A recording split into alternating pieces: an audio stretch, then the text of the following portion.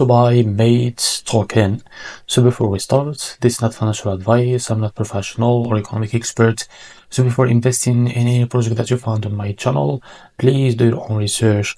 And also there is referral codes down in description. You can get free money, rewards, and crypto with the best referral codes. Simply use the code below, fund your account, and enjoy the benefits. Check them out in the description.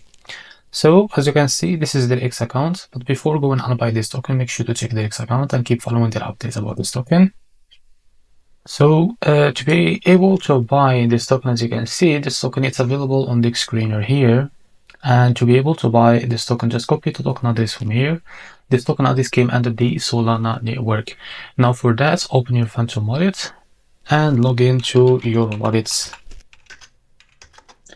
Now after that, what you need to do, just click on swap here and make sure you have enough Solana on your wallet. Now after that, click here and paste the token address, as you can see. So this is it. Now click on it. Here type how much you want to buy, wait a few seconds, and this is how much you receive of that token.